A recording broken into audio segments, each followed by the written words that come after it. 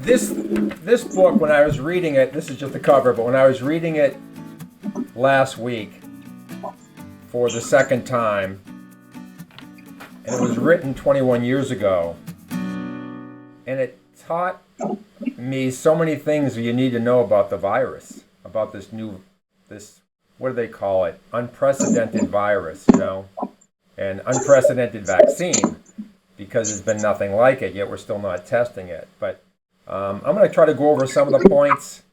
I just reread it, and I kind of forced myself to get this talk together, so hopefully it's useful to you today. But one of the things I want to point out is, in Dr. Carter and my world, 4 mechanisms drive all chronic conditions. Poor repair and recovery. Either your gut's not working well, or you're eating low nutrient dense food, and that's a problem. You're gonna be in poor repair and recovery. Or if you're stressed. But that's really what I call thrive versus survive, mechanism 3. When your cortisol's up and you're always fighting against something, anxiety or whatever, and your systems are never at rest, you're not allocating resources to repair and recovery.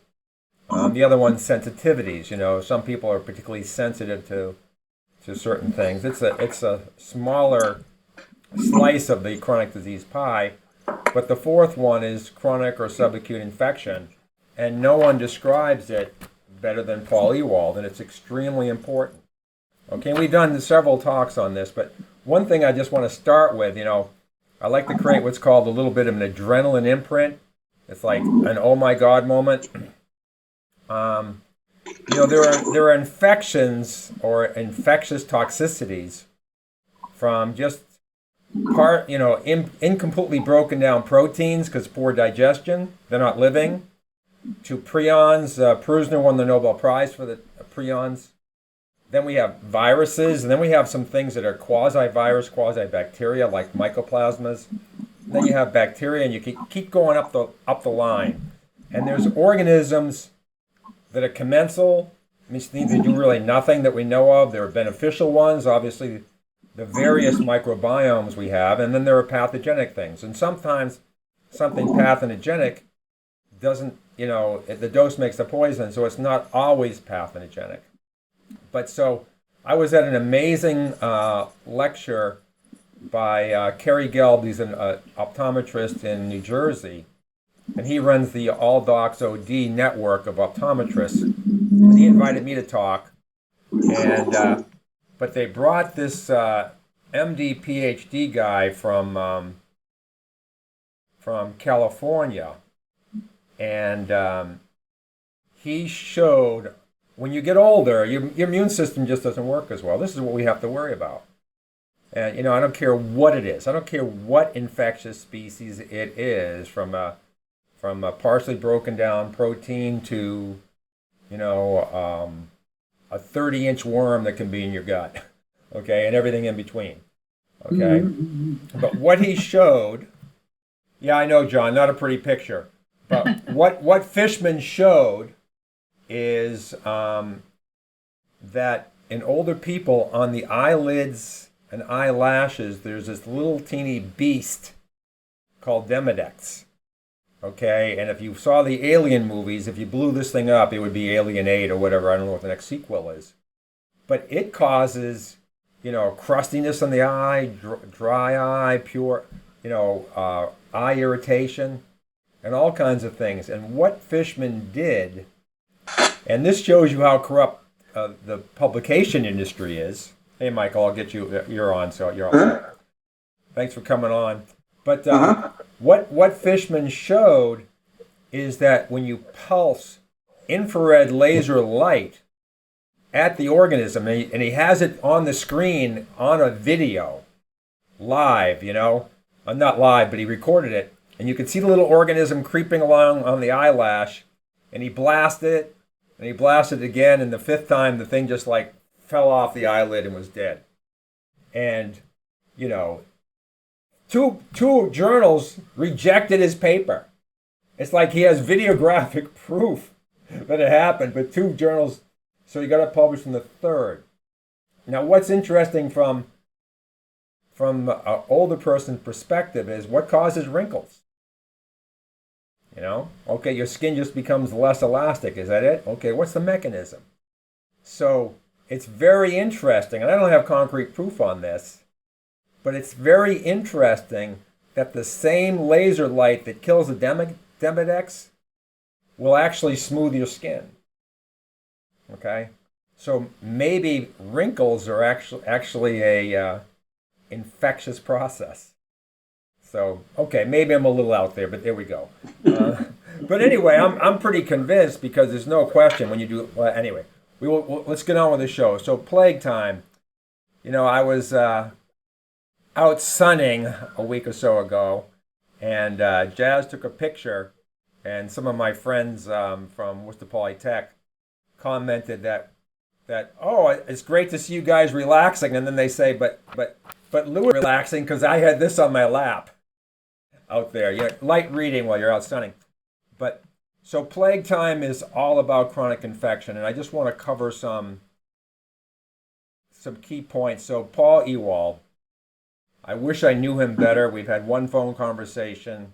I've written to him, and he really gets it. But he's speaking to a very small crowd. There's not a lot of people that appreciate what he's doing and how profound his work has been. So he has a few many papers and a few books.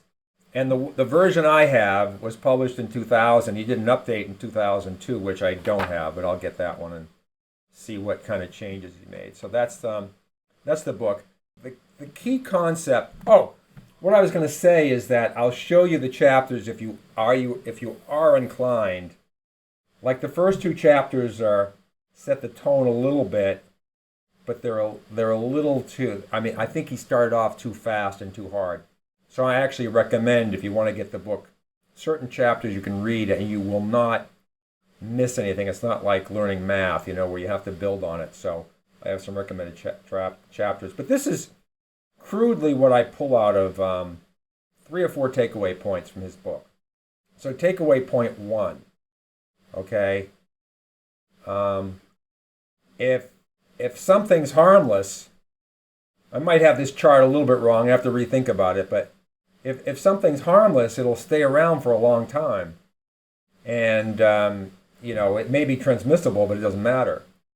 Yeah, actually, I do have this thing absolutely upside down now that I see it. But anyway, so think about this arrow going the other way. There we go. Hey, hold on, I got it absolutely right.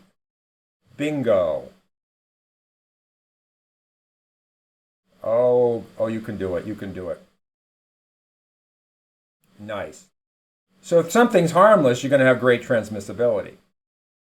If something has high mortality, it's unlikely to have a lot of transmissibility because the host, you, doesn't live to encounter a lot of people. Okay? So timing is very important. And then things that aren't super have super high mortality will have moderate transmissibility. Okay, but it's very detectable because, you know, when you have something of this pathogenicity or this virility, then it's pretty obvious in the individual who catches it and they feel lousy, like COVID or like this Ebola.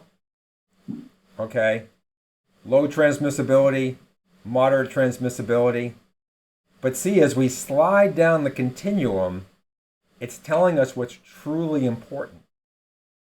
Okay, because the greater the transmissibility, the more widespread the condition created by that insult, pathogen, whatever, will be.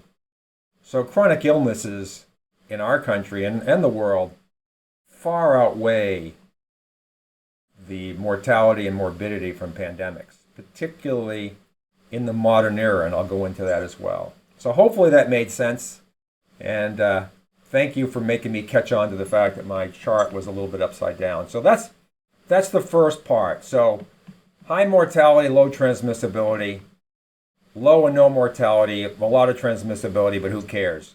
Here we care. here we care. But actually, an individual cares about this, but as we slide down, we get to greater and greater and greater population. And that's really the take-home lesson from that. Takeaway point 2. We have been, this is Ewald, we've been exposed to it already. Okay, that's a very important concept. Because, back in the day, the reason why these plagues were able to go around is because the travel time to get from place to place was being shortened, but still long enough or short enough for the individual to survive, but to create contagion among a population that's moving, and then they bring it to a new population to spread it. Whereas, if someone had Ebola and they got on a boat, they're going to die before they have a chance to infect, or they're all going to be dead before they reach the destination in 3 weeks. So that's not something that's going to create a global pandemic. So Ewald's point is we've had air travel long enough, and there's very, very few isolated places left in the world. So looking at this scale here, and it's just nature,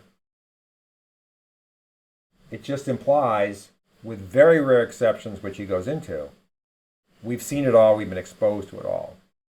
So like SARS-CoV-2 from bats. I don't think a bat is a new mammal. I think it's been around for a while. So it just doesn't make any sense that that we couldn't have been exposed to this and spread this globally already. So what Ewald made in the takeaway point is, we used to think, oh, it all comes from Africa and, Polynesia or whatever. He says, no, they really come from within right now. They're already here. That's the whole point of this. So I think that's interesting. So it really argues about, it makes you curious about why this one and what this, I kind of came to this conclusion at the end of last Monday's talk. It's like, seriously, I had a couple friends who were really nervous about COVID a year ago, February. And they kind of got me a little nervous too. And then I said, whatever, if the Lord's ready to take me, I'm okay with that. And I just completely relaxed at that point. But now I realize, unless man intervenes in some funky way, there's really nothing to worry about. Okay? But we do have that caveat that we have to put in there. That if there's something that is created, therefore it's new and unprecedented, then that can be an issue. That can be an issue. Otherwise, we've seen them all. They do morph. Takeaway point 3, cause and effect. And, Michael, what's the name of the gentleman from Texas that did such a great lecture that we... What now? The gentleman that did that we blogged it, the great talks on it's all about the vaccine. McDonough. Paul McDonough. McCulloch? Right. McCulloch. That's it. McCulloch, yes. Mm-hmm. Right. And this is really a point... Peter McCulloch. Mm-hmm. Peter McCulloch. This is really the point from him, is that we have this vaccine, but the organism has already morphed. Okay? So yes. How effective is it? And in fact, in chronic disease, the organisms that are less virulent but more prolific because they don't kill the host and allow much more transmissibility, yes, they morph as well. And that's what makes it really interesting. So this is Ewald. He's obviously a very educated man. I can't pronounce half the things in there. He doesn't have enough math equations in this. But he basically says Proteus, the beast, if you will, the sea god, would change his form to avoid being controlled. So we have to change our form, Amy, so we're not being controlled on this vaccine thing. At one moment it might be a serpent, another a leopard, or a wild boar. He should also try to be something like a dove too, like really hide. But anyway, So those are the three takeaway points. Virulence determines transmissibility, and this is more important to populations than this. And this, of course, is only really important to the individuals because they have high mortality rates. Time matters, and now with travel, we're pretty much homogeneous. The globe is homogeneous in terms of these organisms. And regardless, they will change. So man's futile attempt to try to arrest some of these things, particularly on the chronic illness side, that aren't killing us quickly and are very hard to treat, that's why it's hard to treat. Anyway, so there we go. So this is from his introduction, and I have some passages. This is an older book. It's not on Audible or whatever, so it's too lazy to type it. But I like what he said here, and I think it's a summary of what we just talked about. Surely the horror of deadly plagues able to carry away incomprehensible numbers of people has been one of our greatest fears. Has been, okay? He's really referring back to the time where, because of the time domain of travel, that more virulent things could really affect us. But this book is not about infectious diseases on which the popular media has focused. It's not about the infectious threats to the rich countries from the poor countries of the world. The Ebola and West Nile viruses that captured headlines are in fact minor threats. Let's see what else. The balance of evidence indicates that the major infectious plagues are not emerging from the African jungle. They are already here, embedded in every society, rich or poor. Okay. And of course, he's really talking about chronic illnesses in this case. So we're talking about suffering, calamity. He's talking about us getting all nervous. I didn't cut that part of it, but nervous about these calamities of pandemics that we're in one now, but when he wrote it, we weren't in one. He said we may be worrying about that, but we're in one. We're just not aware of it. We're just not paying attention to it. It's not making headlines. It's status quo. Cardiovascular disease has been the number one killer for 60, 80, 100 years. We live in a plague time that only few thoughtful scientists have grasped. And why he's saying a few thoughtful scientists have grasped is because he makes it very clear in his book that medicine around 1950, 1960 really started morphing away from causation in clinical practice and getting into what he calls risk factors. So we're not solving the underlying problem. So cardiovascular disease, smoking, too much cholesterol, things, not enough exercise, things of that nature. But there, George Burns was smoking away at his cigar till 99, so it's like so much for risk factors. But, so why does one smoker die and another one not? That's causation, not risk factors. Does he have a reason why that he thinks that happened then? Well, there was, Louise, that's a great question, but there was a lot of inflection points in that time. Ansel Keys and the cholesterol theory, and maybe just there's a saying in science and medicine. It's called the not invented here syndrome. And so when the big pundits don't come up with the ideas, they tend to squash them. So in fact, he writes it very articulately about how infectious sequelae and disease was pretty understood in the late 1800s, early 1900s, and it just kind of fizzled out. And Charles Mayo is a classic example.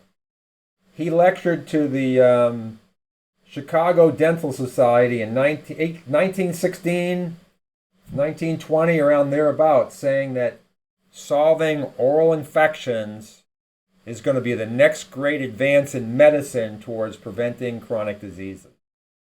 And today, crickets. Charles Mayo, even though he and his partners spent 50 years publishing hundreds of papers on the topic. So it's not science, Louise, it's political. It's ego-driven. I've had so many occasions where I've worked with another scientist, and it's, you got to let them invent it. Otherwise, it's like, it's not happening. It's sad, but potentially true. So, but great question. I'm glad you commented right there. There's certainly, let's see. So, what he's saying, he's an optimist. What he's saying here is that the pain and suffering of the true pandemic we're in, not COVID, I believe will become recognized as the result of long-standing, slow-burning plagues that are infectious but not generally accepted as being infectious in the year 2000. So, I talked on Monday about a friend that has had a real battle with infectious agents. Nearly took her down 15 years ago, and she had a minor heart attack as a result of it very recently. And so, and that shows you the difficulty in treating some of these things, because she's been on every kind of treatment you can imagine. But the burden has just been high. And the other thing is very high stress. So that fights against your ability to recover from these things. So if anybody wants to read the layperson's version of Ewald's book, I've got the link here. It's in the Atlantic magazine, and it's $19.99, but you can still find it, A New Germ Theory. And what he basically says is that evolutionary theory really, basically says it cannot be an evolutionary process. Okay, because natural selection would eliminate, we would see diseases coming down. We would not see them going up. As the weak were taken out and the strong survive over history, and that just hasn't been the case. So he makes a very strong argument, yet so many people are doing their genetic testing. I'm not opposed to that. I don't think it's a bad idea, but it's not root cause.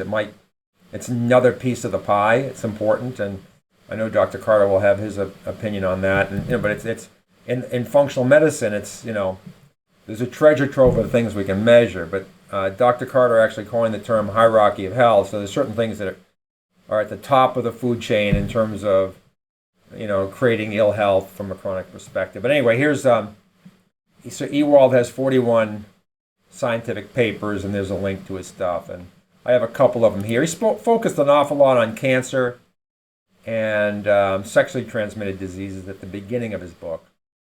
So here's one on infection, mutation, and cancer. Another one on, did we click it? Infection and depression. That's something that I'm working with Dr. Dallas Hack on, Dr. Carter and I.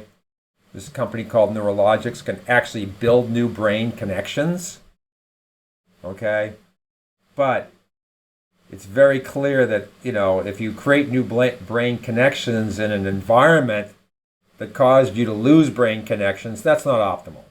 So he wants we're joining that program to help people improve their internal terrain, their brain terrain, before they go through this process. Let's see here. This is the big misunderstood one, I think. So Dr. Carter and I did a whole talk on chlamydia pneumoniae a while ago, but I want to bring it up again because it's important in the context of, the true pandemic. So all he's saying right here, and I'll go into this organism a bit more, is that there's a very clear connection between infection and atherosclerosis. That's all. So this is more of Ewald's particular work. I like this one here because this is important for all of us. What is the most important thing he says here for us? Mismatches between current and ancestral diets may disfavor mutualism, resulting in microbiome effects on health problems, including obesity, diabetes, autism, and childhood allergies. And it's much more than that. What does mutualism mean? It really means it's just your microbiome. It's the symbiosis of it. What we like to talk about is, a lot of times you'll take a probiotic, Well, if it has 8 strains, those are going to be your dominant 8 strains. But there's very clear evidence. I think Tom Levy talks about it. I know Tom Barodi. We just posted a really great lecture on our blog, I think. Maybe I haven't posted it quite yet, but I will. It'll be very recent. But there's like 1,500 organisms in your digestive tract, all doing like an assembly line, but working together to achieve great digestion. So that's mutualism. Okay, and the group that I published this one about the gut, simple problem, not so simple solution. The Stanford University couple that did their research said, when you look at 4 generations of people and look at the diversity of their microbiome, the gut organisms, and they charted it all out, and it's in that video that we posted. The diversity keeps going down and down and down with every generation. And that simply means digestion's going down and down and down and down and down. That means absorption's going down and down and down. That means resilience is going down and down and down. And that means the chronic disease plague is going up and up and up. So it's a very clear connection. So that's why what we try to do is you get folks to do seeding of organisms, seeding of probiotics, and rotation.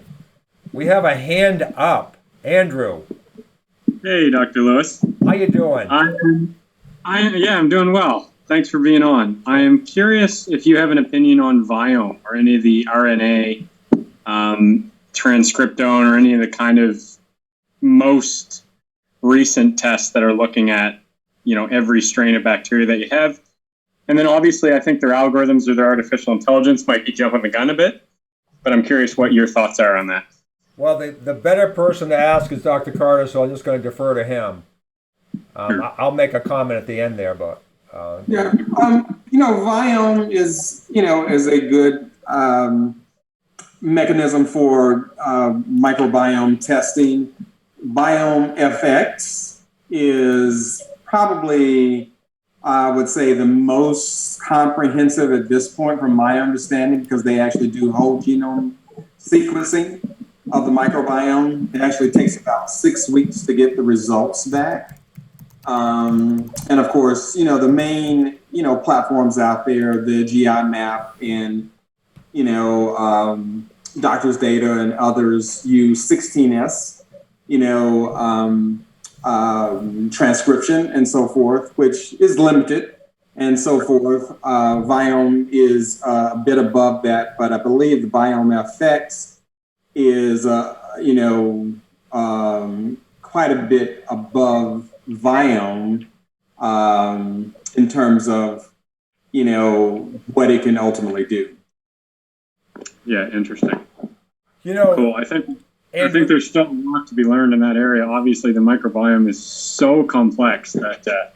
Oh, absolutely! It's massive. It's massive, and it's still, even with the whole genome sequencing, it's still scratching the surface. So. Yeah. What Dr. Carter does, Dr. Carter digs into the nitty-gritty like that. Me in our program, someone has a little dysbiosis. I have a classic example. I have an ophthalmologist from Hawaii, well-trained in medicine, and she had every test imaginable. And I said, she said, "What do you think of my test?" I said, "I didn't learn much from it." And she said, "I didn't think so." Half of it because of me, but the one thing that was extraordinarily interesting was that she did, I'm not exactly sure, I'll have to check it. It wasn't Viome, but it might have been an advanced Viome test that Dr. Carter just talked about. It made very clear reference to a lack of diversity in her organisms in her microbiome. But of course, we do the survey. She's got bloating, acid reflux, stuff like that. So it's like we're going to start by repopulating seed the organisms anyway. But these are very important studies to be done because at some point everything's this asymptotic curve. At some point you have enough to be healthy, right? And what is that point and what are they? That's the big mystery, I guess. Yeah. Yeah, sorry to get you off track there. No, that's a really important. So this is what, and this was written 21 years ago, and he was spot on the major benefit of mutualistic microbes, which just means diversity in your gut, really, or any will be protection against pathogens. You know why? Number one, the organisms themselves may quell pathogens, but number two, good absorption supports your immune system. So, you know, an immune cell is a cell too, just like a muscle cell. So we have to keep it healthy. So if you want to look at this book and, you know, if you're an insomniac, it's a great book, chapters 1 and 2, but The Stealth of the Chronic is great, The Magnificent Defense, The Endless War, Where Are They Coming From, Malignant Growths in Our Backyard, and Our Vulnerable Hearts and Minds. None of those chapters aren't of interest to anybody listening today, so I'd highly recommend you get that book. Ewald better call me because, you know, I'm increasing his the number of people that are buying this book significantly since, 2000. So this is just supporting the three principles we set up front. Everyday travelers bring the pathogens to the JFK in Los Angeles. When someone has Ebola, it creates this global scare, and one person got on an airplane. Pretty much that was it. Maybe a half dozen, And when he came to the States, no one else died, even though it's extremely has very high mortality associated with it. So it's just more proof that we've seen them all already. So everybody relax. The only real exception, and I don't know, Dr. Carter, if you have an opinion on this, has been AIDS. Something new sprung up. But also, I think the difference too is human-to-human contact, very different in that disease. That makes sense. The what now? So AIDS, human-to-human contact. So how it was spread. with the coronavirus? No, AIDS. Oh, AIDS. Well, I mean, again, so I mean, if you really look at any viruses, and of course AIDS is a retrovirus, does AIDS really cause, does HIV, human immunodeficiency virus actually cause AIDS? It's really not that, because there are a whole host of individuals who've been infected with that who never express the syndrome. And same thing with all viruses. So it really all still comes down to the milieu, and kind of that perfect storm. So if you have a lot of the deficiencies and so forth that allow the expression of the said virus to come about, then you are in that unfortunate category where that happens. So like we always say, you always want to optimize everything and look at those underlying inflammatory markers, deficiencies, and all of these things that just make you more resilient. And my own personal story, I lived in an area where I was bitten by ticks frequently. I hadn't been bitten by a tick in a long time. I was in my 40s, early 40s. I was way overtrained. I was going through a very stressful personal time, and I got some acute sickness. Dr. Tremp, I was with Dr. Tremp. He goes, "You have bacteremia. You have bacteria in your blood." So I had an acute infection. And a month later, I developed atrial fibrillation. And I titrated it back to the Lyme bug activating when I had these the perfect storm set into my body. So you don't have to be, obese, smoker, and sedentary. We can become vulnerable even if we're apparently healthy. It's not like we're so super resilient compared to these people. So, we have to always be on guard. I don't want to be paranoid. And the last thing you want to do is isolate yourself. Talked about this last time. Cynthia Kenyon out of Stanford, I think, or UCSF, did experiments on longevity in worms and things like that. And when you create a perfect bubble for these organisms, they will live a long time, but you take them out into the real world, they do very poorly. They die very quickly. Pandas, pediatric autoimmune disease tied to staph infection. These children are autism times 10, okay?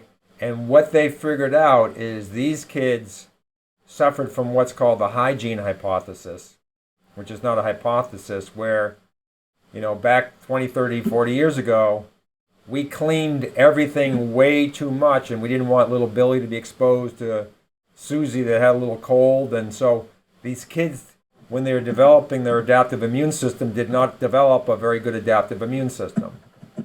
Okay, so you can't what I'm saying is, as fearful as you can be of this stuff, a little stress will actually be more beneficial to you. So I don't want anybody to say, oh, never go out. That's the worst thing you can do. You got to go out in the soil, you got to go out in the land, you got to go to the water, you got to exercise, you got to breathe fresh air, you got to get sunshine, you got to eat good food, and you got to be exposed to things when you're healthy. Okay, avoid being exposed when you're unhealthy. That's okay. That's okay.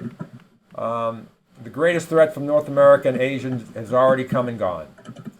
So, I don't want to, as my dad would say with his Boston accent, beat a dead horse, but I think it's important. It's an important point because, we're all preparing for the next pandemic. Well, we ought to be looking at those labs, not, in some wet market or something. The wet markets have been around. So I'm not going to beat that dead horse anyway either. So plagues carried off 1/3 of the European population. That's because of the way they could incubate and the way people were really, how they were traveling and whatnot. Now we're going to get into really the organism that Dr. Carter and I look at quite a bit. This is shamelessly stolen from a website called the Intracell Group. Dr. Carter and I both know the lady who runs that. She had a very severe situation tied back to chlamydia pneumoniae at the age of 30s, in her 30s, with 2 young children. And she's been on treatment for this, at the time we spoke to her a couple of years ago, for 5 years. Okay, to give you an idea of how challenging it can be to treat these stealth infections. Okay. This is really important. I'm not going to go into all the readings here, but it's how J. Thomas Grayson out of the University of Washington, or is it Washington State? University of Washington, really was the modern incarnation of Pasteur looking into these infections. And between him and a group in Finland, and Finland had a particularly high cardiovascular mortality rate, and they did a lot of evaluation of plaques when they did bypasses and things like that. They sectioned the tissue that they took out and found this organism in it.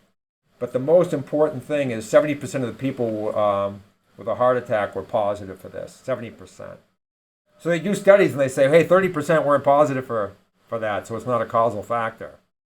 But they didn't look at P. gingivalis or Lyme disease or some other thing. A lot of these organisms act similarly. At the end of the day, they're vampires. They go after your vessels. Okay? But the most important thing, which is the biggest fight people like myself and Dr. Carter have, is they have a heart attack and there's no evidence of recent infection. Okay? That's called crypticity. It's maybe the fourth take-home point from this whole thing. Like, it's pretty clear, when you do tracing with a pandemic, you can find out where it came from. You can't trace back 50 years from someone coughing on you and you get chlamydia pneumoniae. Or you were bitten by a tick and you didn't have the ring when you were 15, and now you have severe joint pain and you're 55 years old. That's the big challenge. So almost every infectious disease doctor, maybe every infectious disease doctor, says that IgG, the immunoglobulin G, is past infection. Okay? Yet we do food sensitivity, it's all IgG. I guess we're just looking at his, but it's really not historic. These things are stealth. Just like chickenpox, it can stay dormant and then reactivate as shingles 50 years later. So, we can do IgM titers for active infection or current infection or recent infection, but IgG really tells the story. Because when you treat people with an IgG elevation, which translates to the traditional medical world as no evidence of recent infection, and then somehow miraculously that measurement goes down. So if it wasn't a recent infection, it's just a manifestation of something past, why would treatment improve it? Okay, that's our evidence. But anyway, so that's why we do our infectious screening. Every one of those tests is IgG. A lot less expensive, and I think it tells the story. A little bit dark here, but heart attack and stroke is the leading cause of death. These folks from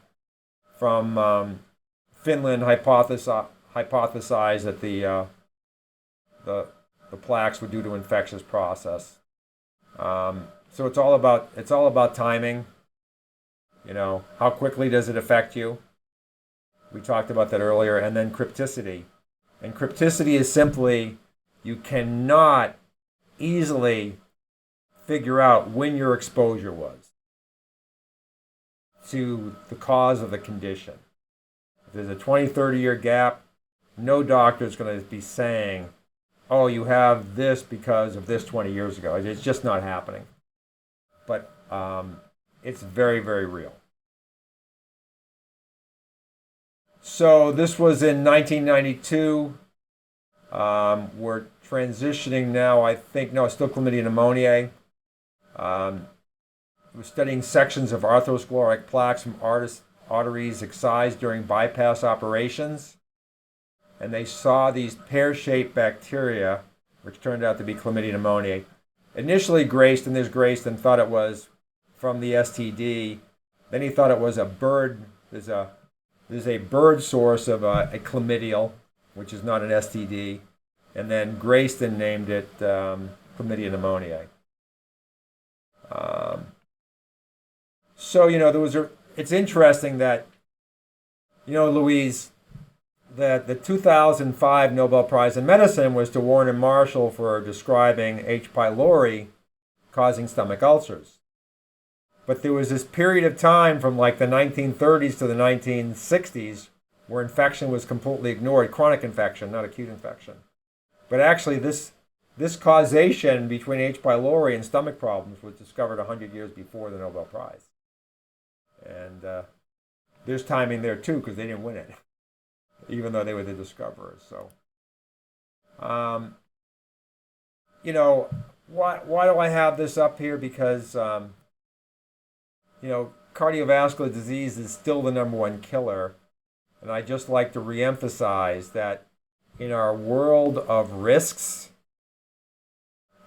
can be, there's a lot of bias in terms of determining risk. But when you look at the rate of cardiovascular disease deaths per unit of individuals, 100,000 population, it tracks almost perfectly in America to smoking trends. And then it tracks imperfectly to cholesterol lowering. In fact, if you look at this bar here, cardiovascular disease rates have bumped back up relativistically with our fantastic treatment. So there you go with the difference between causation and risk factors. The risk factors, wrongo, causation.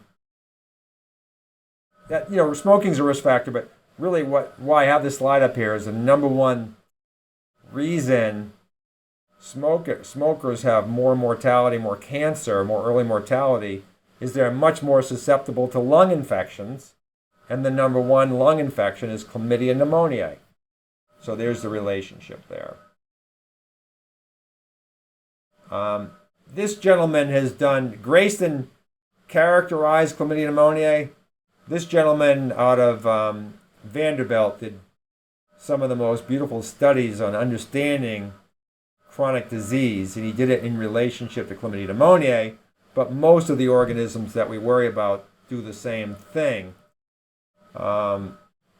So using antibodies, and he's really talking about the IgM antibodies to detect chronic chlamydia pneumonia infection, is only marginally effective because these infections can be sheltered from the immune system. It lives within our cells and often covered by plaque, or may be inactive. And what Stratton shows is that this organism lives in 3 different forms. It lives in what's called the reticulate body, a cryptic phase, and then an extracellular elementary body. And this is probably the only form of this organism that is treatable. And there's probably only of all the organisms of chlamydia pneumonia you might have in your body, a small percentage of them are in this elementary body form that's treatable. That's why you have to treat chronic infections long term. Okay. The other thing is there's a standard for measuring causation of infection. And Robert Koch defined this back in the late 1880s, called Koch's postulates. But it really breaks down for chronic conditions.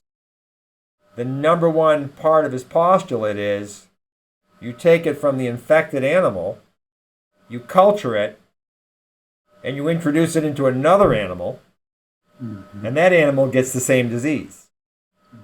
That's a big part of Koch's postulate. Well, these organisms don't culture. So it's almost impossible to apply Koch's postulates, and then the standard of care says, well, it doesn't meet Koch's postulates. So it's like you get into this circular argument. So, here's genetics, genomics. What Ewald says, if that everybody thinks the double 4 allele, APOE 4 allele is a death sentence. If it was a death sentence, it would slowly die out of the population. Yet today, 2020, 2000, when he wrote this, 20% of us had the 4 allele. So it obviously has some protective attributes somewhere as well. The organisms may be morphing around it, but what he found is that people with chlamydia pneumonia infection were 3 times more likely to be carrying the E4 allele. So, is it the E4 allele that kills you, or the fact that it's a risk factor for vulnerability? And yeah, you should test for the allele, but if you're not testing for chlamydia pneumoniae, you're missing the why. Okay? And I had a life-changing reading event. It was 2006 when I read about how these organisms can change the cellular genome. They can change your genetic makeup of your cells. So, sure, they might be manipulating the allele away from something, that's deleterious to it. And so what I don't want to skip or miss out on is it's not all about chlamydia pneumoniae. We're fanatical. Oh dear. We are fanatical about oral health. Okay?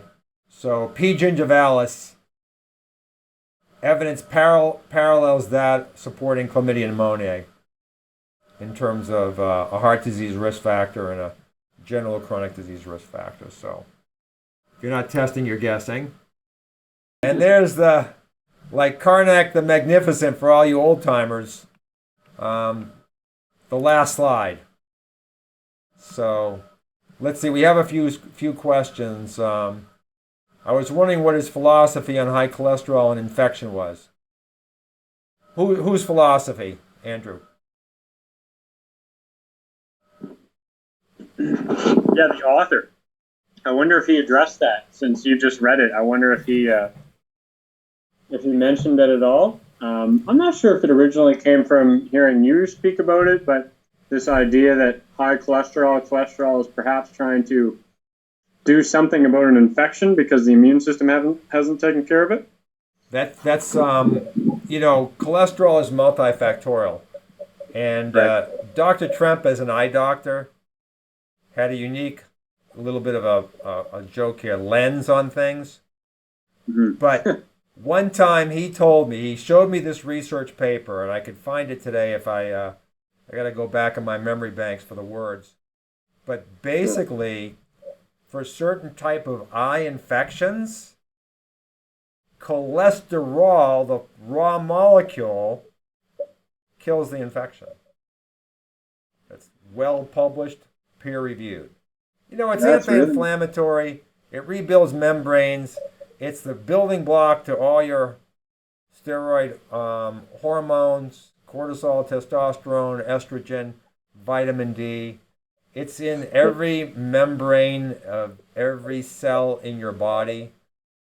There's 10 times more cholesterol per unit in your brain than any other tissue. So obviously God wanted to kill our brain quickly, so he put a lot of cholesterol up there. And my favorite thing is on cholesterol, I've titrated back to, say, 1960. There's been $500 billion in gross profits made by reducing cholesterol. But let me tell you, when you go to your doctor's office, there is not one doctor in the world, there's not one person in the world, okay, maybe 10, that know what their cholesterol number is. Ponder that for a second. Because the number they publish is not cholesterol. It's free cholesterol plus HDL plus LDL. Nobody knows their free cholesterol numbers. Nobody knows what their cholesterol number is. Nobody. $500 billion. Yeah, something seems intentional about that, but Andrew, do you know what your cholesterol level is? it's actually not myself I'm concerned about. It's my dad, who had me quite late in life. His cholesterol has always been high, and I'm going to reach out to you privately too, and I'd have to give you guys some business about it. But I don't, and I don't know what.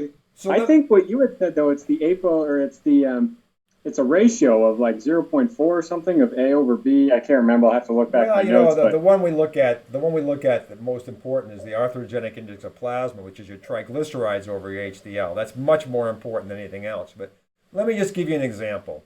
I had a lady, and it's like her husband was desperate, and she was critical, and all I could do was convince her to go to the ER.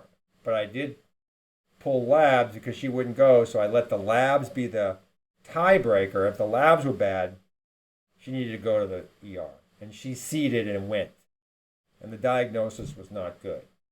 Okay? Now, I think most people's free cholesterol is somewhere between 5 and 20. Hers was 90.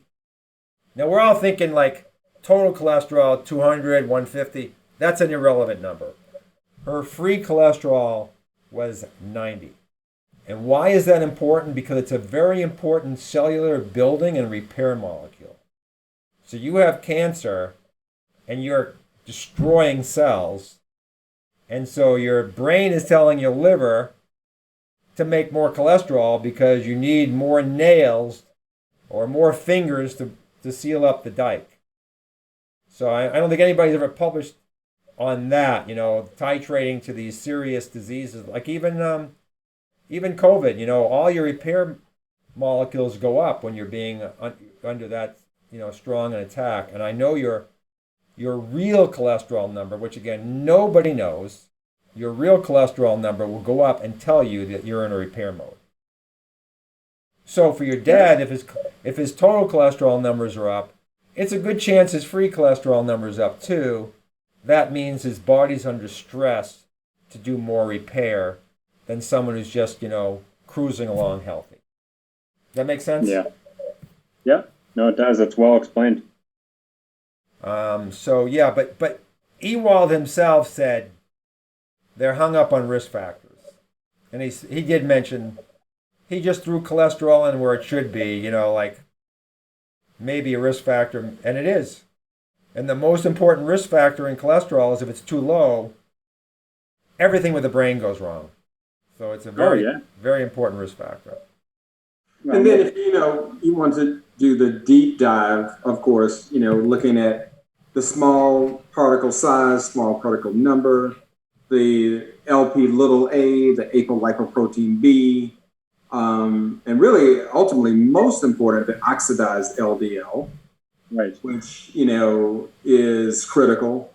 And then there are other markers like Plaque 2 and TMAO and all of those things. So you can get very granular, when it comes to cholesterol numbers, but still cholesterol in and of itself truly in most instances does not become bad unless it's in an environment, of inflammation. So you have to really, correlate, the cholesterol numbers with homocysteine, C-reactive protein, sed rate, fibrinogen, uric acid, all of these things that we test for, because when those numbers are up, that's pushing you to the more atherogenic type cholesterol moieties.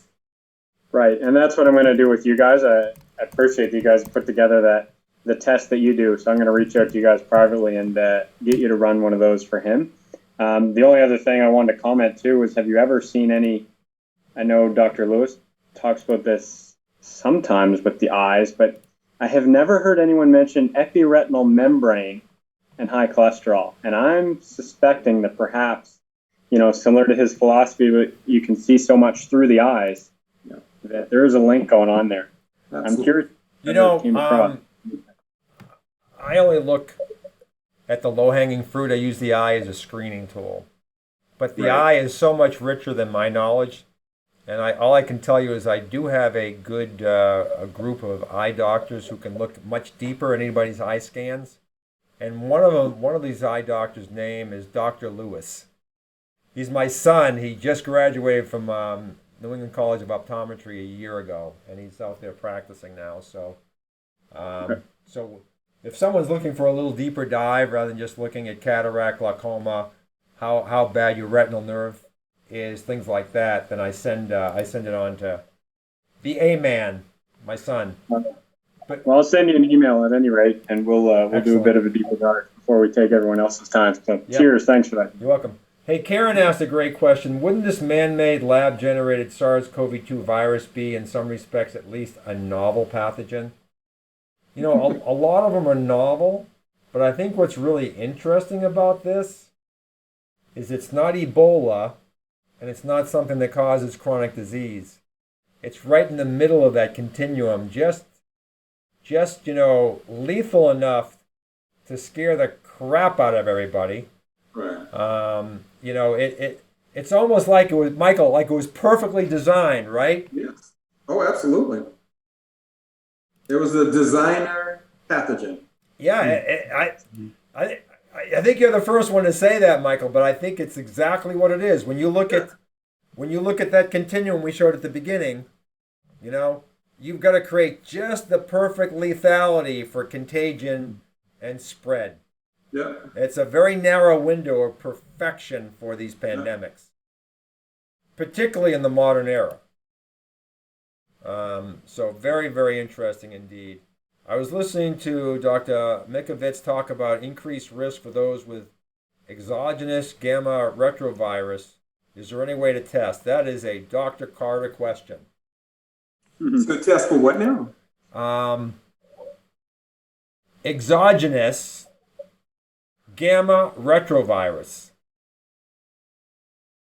Well, so Dr. Mikovits, she developed, various tests, but these are not, available tests for the public. So, her big thing was the XMRV, the xenotrophic, murine retrovirus, which is the contaminant or is the contaminant, purportedly. various vaccines and so forth.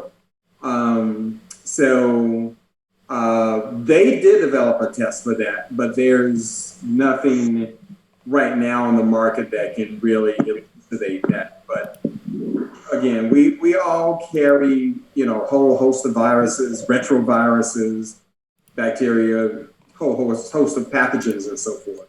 So, so again, if you really want to look at your immune strength, then you look at, you can get very granular looking at your natural killer cell function, your natural killer cell activity, which of course is really critical for these viruses. That's a real good measure of your innate immune system, and all of those things. And there are other tests, the interleukins, the interleukin 6, interleukin 10, all of those.